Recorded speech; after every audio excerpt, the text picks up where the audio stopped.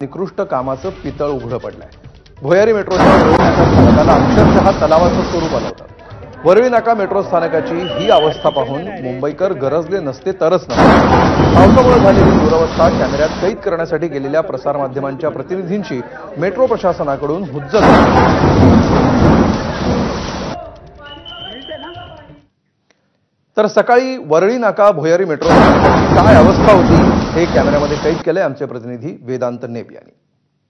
सध्या आपण आचार्य आत्रे मेट्रो स्थानकावर आहोत आणि इथे पहिला पाऊस जो मुसळधार पाऊस झाला मुंबईमध्ये त्यामुळे काय नेमकी परिस्थिती आहे हे आपण पाहतोय। पूर्णपणे आतमध्ये पाणी साचलेलं आहे। वायरिंग आपण बघतोय, खाली काही मशिनरीज बघतोय, इन आउट एंट्री करायच्या ज्या मशिनरीज आहेत त्या आपण खाली बघतोय आणि पूर्णपणे आपण बघतोय कशा प्रकारे आतमध्ये पाणी पूर्णपणे साचलेलं आहे। मेट्रो सेवा पूर्णपणे बंद करण्यात आलेली आहे। मला सांगा किती पाणी साचलंय इथे आतमध्ये? आमचं नुकसान होतंय। आम्ही सगळीकडे वसाहतवाले ना सगळे कर्मचारी आहेत महानगरपालिकेचे। आता आम्ही पूर्ण काम करून सकाळी तुम्हाला माहिती किती पाऊस पडला ते काम करून आमच्या घराचं सांडपाणी काढलं, लेट्रिनचं पाणी येतंय। आमच्या घरामध्ये सर्व लॅट्रिनचं पाणी गेले, संडासचं पाणी सर्व घरात गेले। या लोकांना काय सांगायचं आम्ही लोकांना? आम्ही किती त्रास करतोय पूर्णपणे मी तर म्हणतो मशिनरीज सुद्धा खाली पडल्यात। हो आता पडले बघा, तुम्ही विचार करा किती नुकसान झालेलं आहे। लोकांनी काहीच हे घेतले नाहीये साहेब। त्यामुळे आपण बघतोय कशा प्रकारे वायरिंग बाहेर निघालेला आहे। इथे जर बघितलं तर स्लॅबचा सुद्धा भाग खाली पडलेला आपल्याला पाहायला मिळतोय। काही ठिकाणी आता काम पुन्हा केलं जाते, मात्र वेळ लागणार आहे कारण ज्या प्रकारची स्थिती आहे पूर्णपणे म्हणजे आपण बघितलं तर इथपर्यंत पाणी आमचं भूमिगत मेट्रोमध्ये हे पाणी साचलं।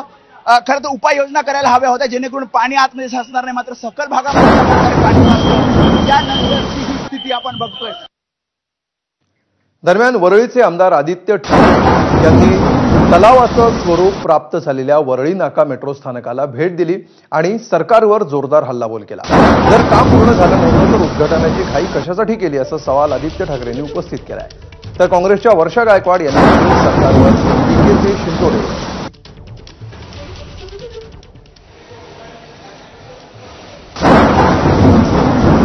हे सगळं कुठे यंत्रणा बंद पडली आहे हे कळणं गरजेचं आहे। मेट्रो स्टेशन मध्ये जीवाला धोका नाहीये का?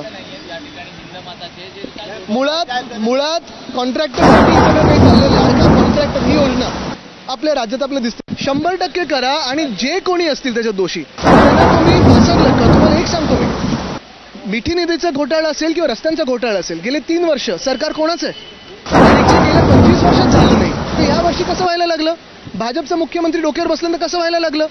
म्हणजे कोणी असेल ना, कोणी कोणाची चौकशी करावी। माझं मत हेच आहे, जे कोणी दोषी असतील त्यांना निश्चितपणे आत टाकावं कारण आमच्या मुंबईकरांचे हाल आम्ही सहन करणार नाही।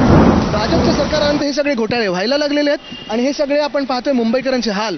भाजपचा महाराष्ट्र द्वेष याच्यातून बाहेर आज आपण बघतोय अंधेरी सबवे असेल, चेंबूर असेल, शिव असेल, धारावी असेल, अशा विविध ठिकाणी मुंबईमध्ये त्या ठिकाणी पाणी साचलं। मला या ठिकाणी सांगायला पाहिजे की आम्ही मान्सूनपूर्व विविध प्रश्न त्या ठिकाणी उपस्थित केले।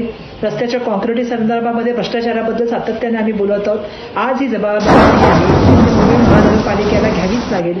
सातत्याने 3 वर्ष मुंबई महानगरपालिकेमध्ये कुठल्याही तऱ्हेचे लोकप्रतिनिधी आणि त्यामुळे आज आयुक्त असतील, राज्य सरकार आहे हे त्याला जबाबदार आहे, हे या ठिकाणी आम्हाला सांगावं लागेल।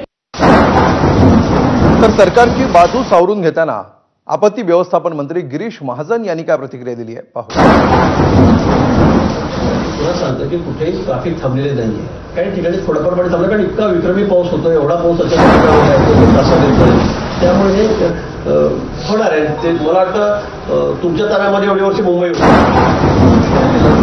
त्यावेळेस काय हाल सोचले लोकांनी, किती पाण्यामध्ये लोकांना जीव गमवावे लागले, गाड्या वाहून गेल्या। मला वाटतं गोष्टीचं राजकारण न करता मुंबईकरांना दिलासा कसा देता येईल यातून आपल्याला सर्व व्यवस्थित सुरळीत कसे काढता येईल यासाठी आपण प्रयत्न करावे। तर पहिल्याच पावसानं मुंबईची कशी उडवली आणि प्रशासनाची कशी पोलखोल केली पाहूया।